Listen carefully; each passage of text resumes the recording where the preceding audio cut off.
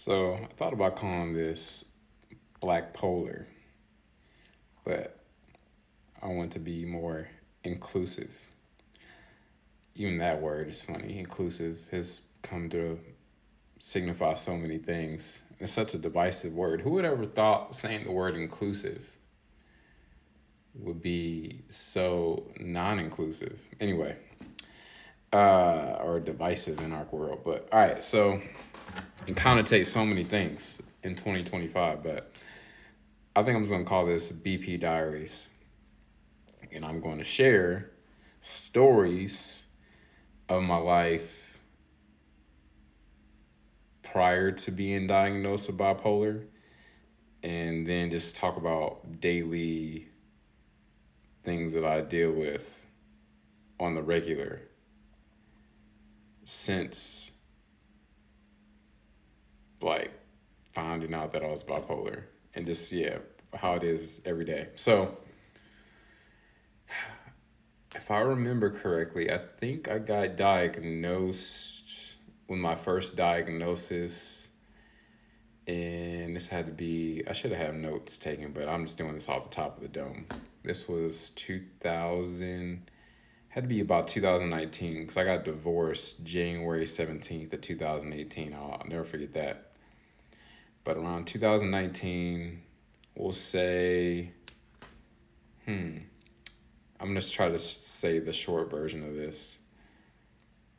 Sometimes when I overwork my brain or try to think too hard, it just goes like it starts feeling like a Ferrari. And it's like, hey, dude, slow down.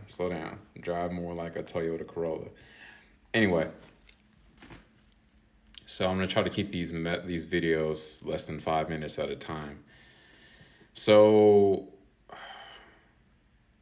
all right, this is what happened. Around 2019, I was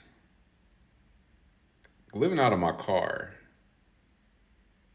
and sleeping, well, showering in a bunch of Anytime Fitnesses. I'll talk about that more later. But eventually I went out to California. My car died on the way there. Well, once I drove from all the way from Kansas City to California.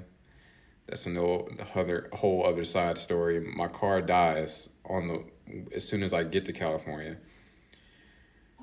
Stayed with a couple of different cousins, couch surfed a little bit, then started sleeping in Anytime Fitnesses at nighttime and showering there and sleeping in the library sometimes.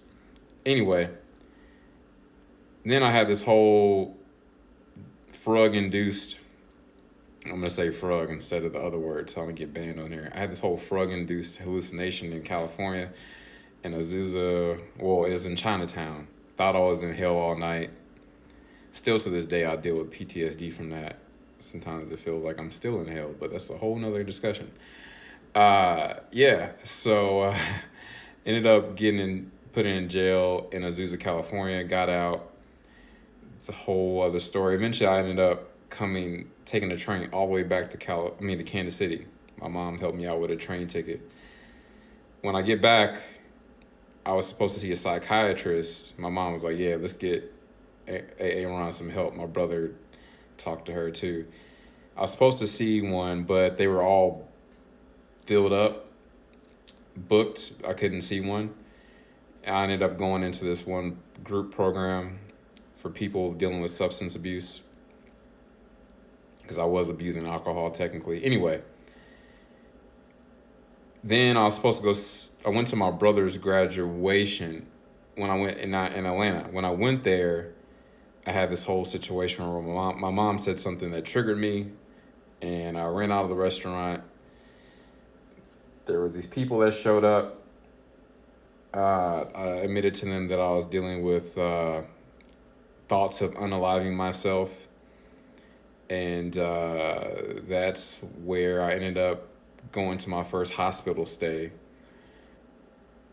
in this facility where you're on lockdown.